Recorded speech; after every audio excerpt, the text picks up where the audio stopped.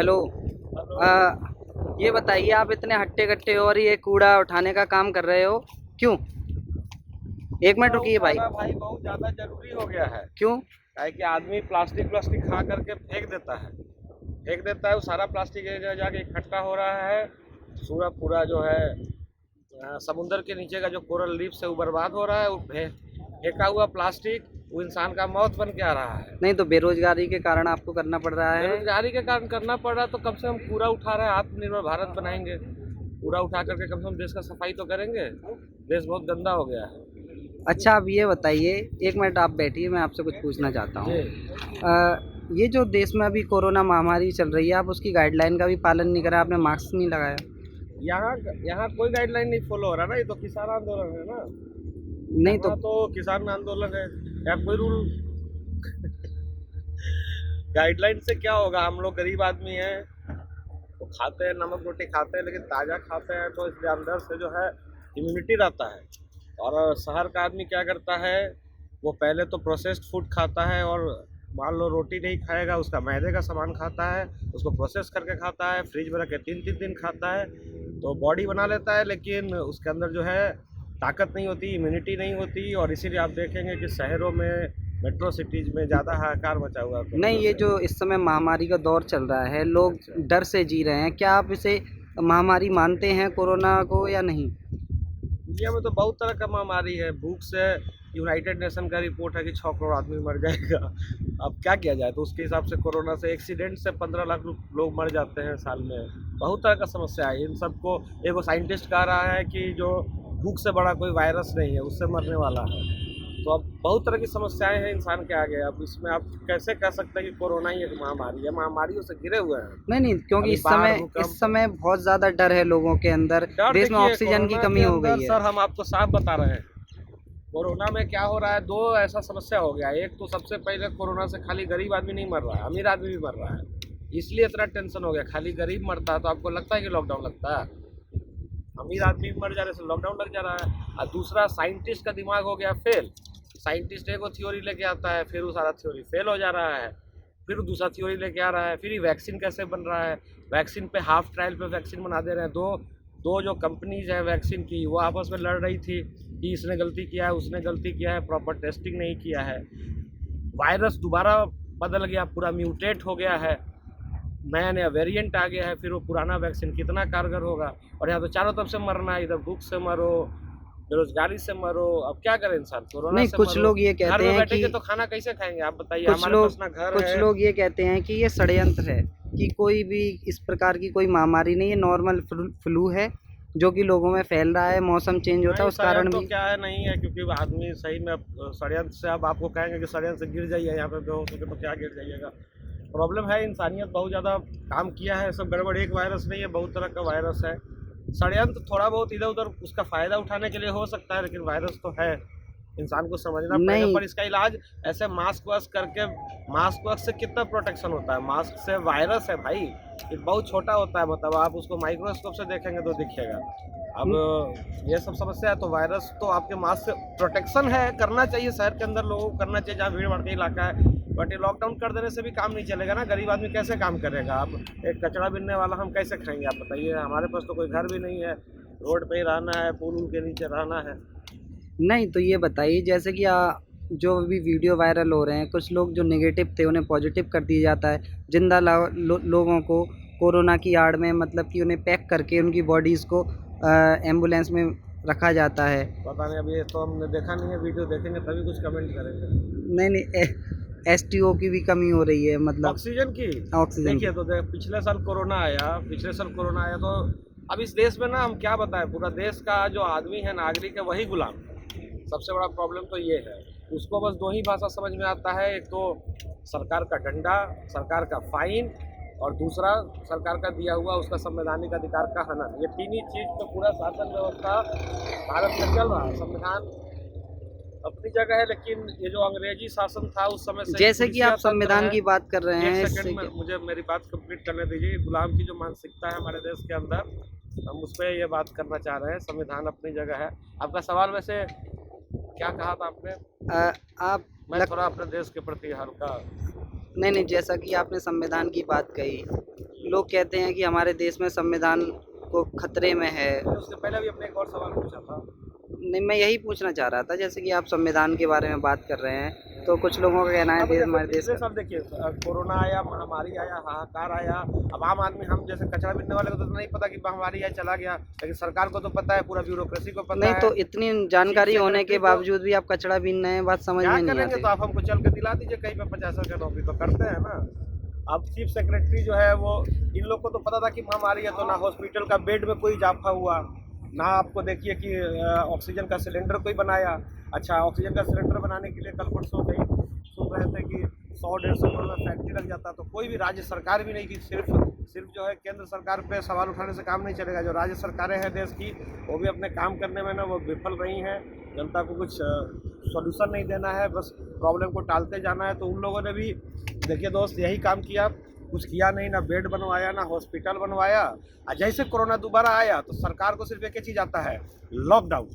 अब गरीब घर है, तुम भूख में रहो। एगो रिक्शा वाला था, वो बेचारा का वाइफ भी नहीं थी, 3 गो बच्चा था, तो जिस दिन लॉकडाउन पिछला साल लगा था तो उस दिन हम बोले थे उसको, तो 30 रुपया कमाया था दिन भर में, तो टूटा हुआ चावल खरीदा। एगो बच्चा बीमार था तो उसके लिए दवाई खरीदा। यही सब तो है अब गरीब आदमी का ज़िंदगी, तो यही है सर, आप लोगों को क्या बताया जाए। तो अब सरकार, लेकिन हम लोग सोचिए पढ़ा लिखा जो भारत है, ये क्या है ऐसा करता है, तो लॉकडाउन आए घर में, मतलब गलती किया करे सरकार, हॉस्पिटल नहीं बनवाए और सजा भुगते। संवैधानिक अधिकार भारत में, किसी को भी आप सड़क पे चलने से नहीं रोक सकते हैं, घर में लॉकडाउन कर देते हैं, तो संवैधानिक अधिकार का हनन हो रहा है। लेकिन मान लीजिए कि इंडिया में एक्ट लगा हुआ है, नेशनल डिजास्टर का समय है, महामारी का दौर है, तो अंदर कर दे, मान लीजिए बात। फिर दूसरा बात, मास्क पहनो, मास्क नहीं पहनोगे ठीक है, मान लीजिए नहीं पहनेंगे तो अब 2000 फाइन, 3000 फाइन। अब कोई BMW से, ऑडी से चल रहा है, उसको 3000 निकाल कैसे दे देगा? अब गरीब आदमी तो 3000 रुपये महीना कमाता है, लॉकडाउन में वो भी नहीं कमाता है। नहीं तो पालन करिए ना, मास्क लगाइए। अरे सर, तो मास्क लगाइए, पालन करिए, तो आपको समझा रहे हैं। गुलामी की मानसिकता है कि सरकार अपना जिम्मेवारी पूरा नहीं करेगी, लेकिन हमसे उम्मीद करते कि आपको बोलेगी मास्क लगाइए, मास्क नहीं लगाओगे तो फाइन दो। अब फाइन नहीं दोगे तो डंडा से मारती है।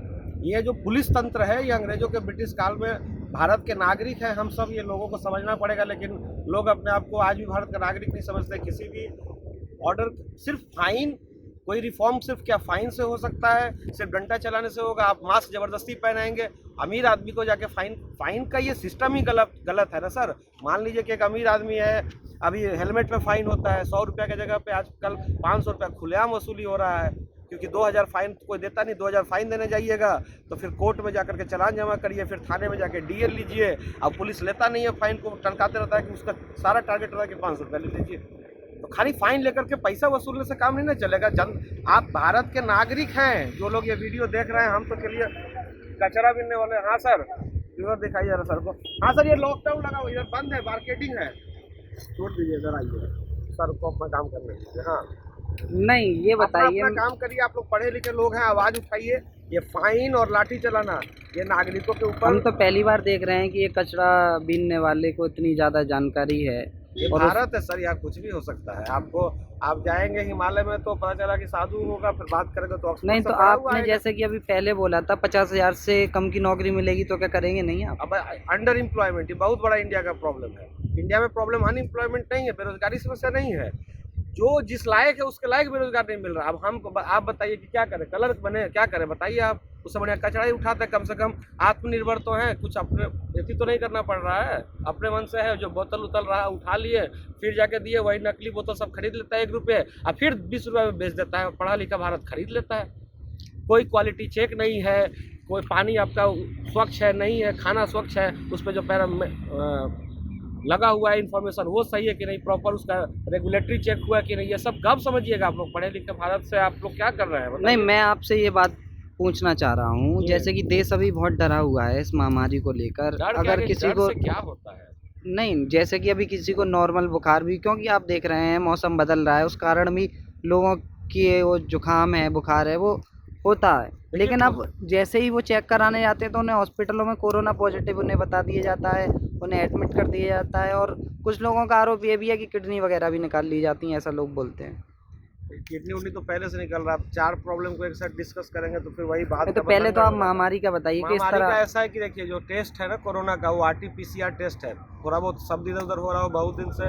अब हमारा तो यही सड़क से ज्ञान है, तो एक आध शब्द इधर हो सकता है। तो वो जो टेस्ट है ना सर, वो वायरल फ्लू का टेस्ट है, बट वो 100% कोई भी जो मेडिकल, ये साइंस अपने आप 100% श्योर नहीं है। जब इसको नहीं पता था कि पृथ्वी गोल है तब तक नहीं कहा था।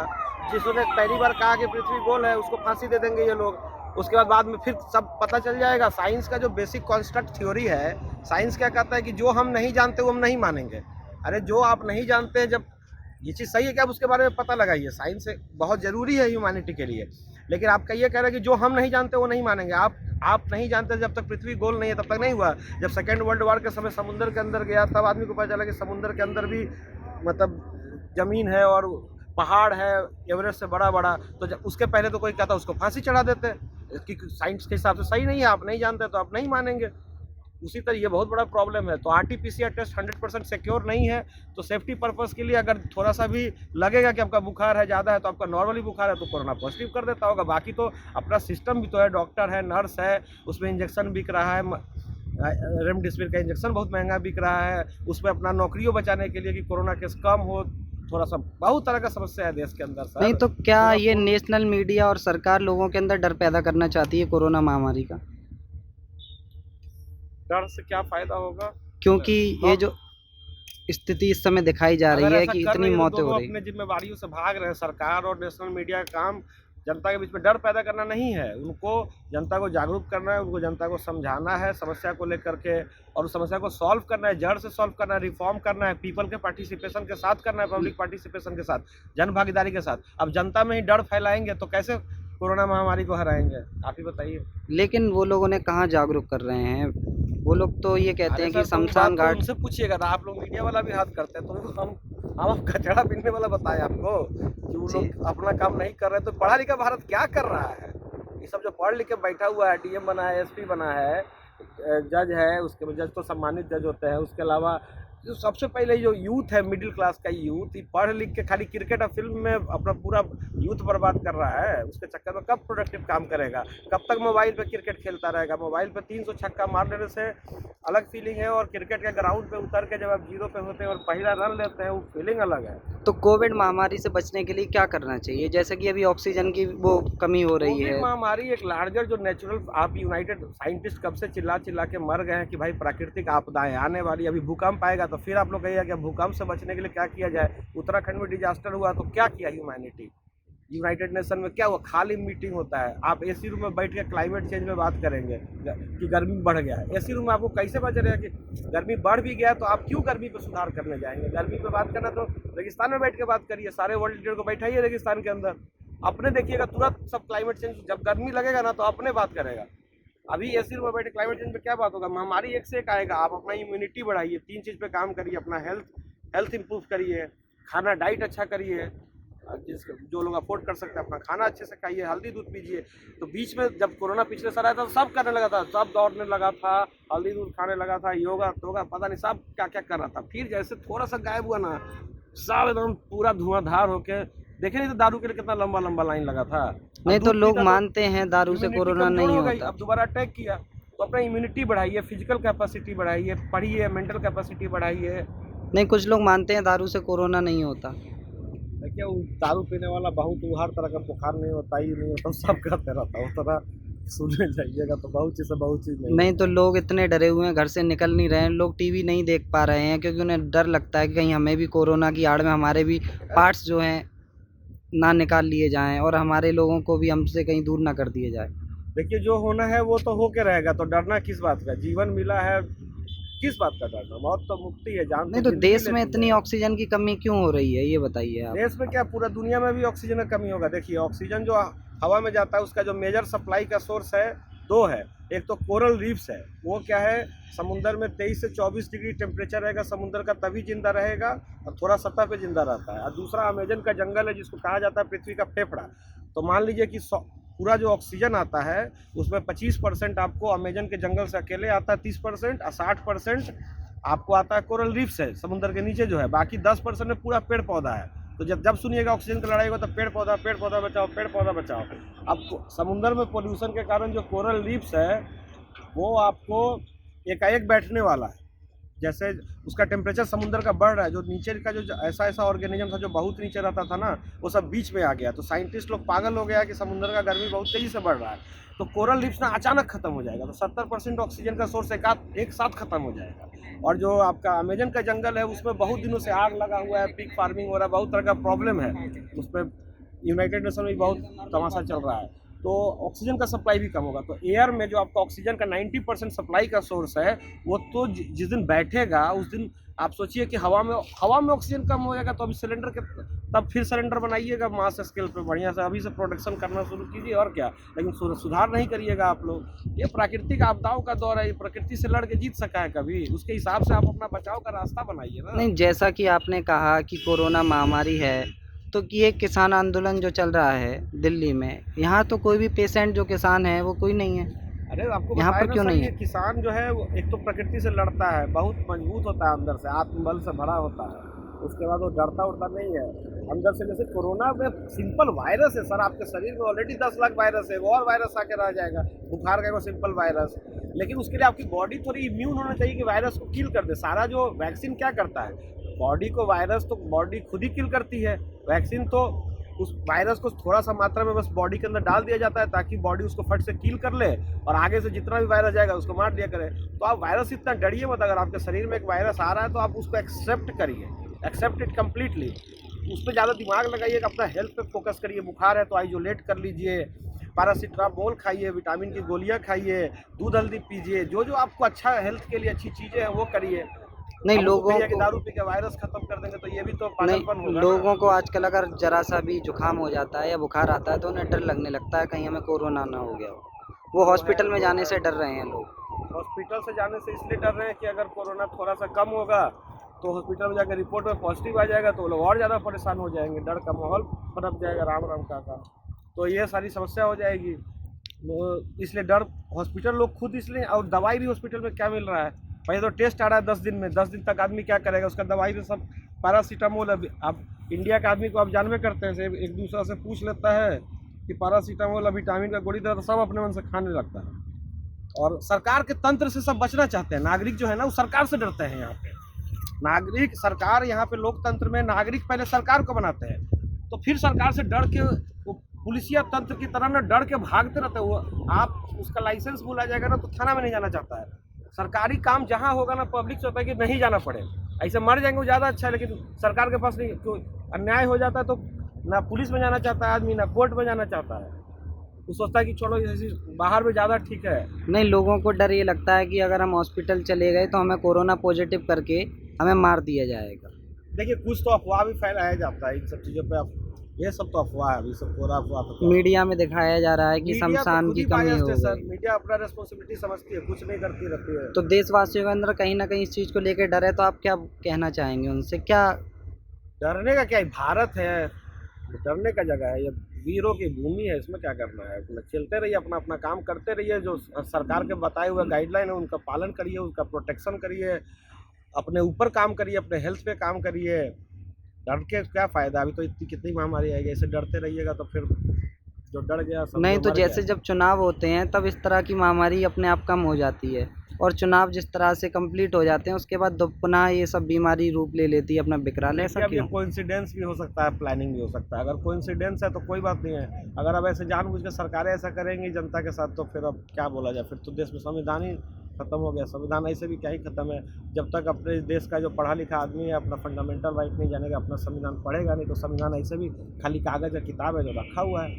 जब नहीं, तक आप ये बहुत पढ़ेंगे बड़ी नहीं ना, बात बोल रहे हो ना, संविधान खत्म हो चुका है, ऐसा कैसे आप बोल रहे हैं? क्योंकि आपको पता ही नहीं ना संविधान क्या। आपसे पूछ देंगे कि फंडामेंटल राइट क्या क्या था, आप बता ही नहीं पाइएगा। कै को फंडामेंटल राइट है बताइए,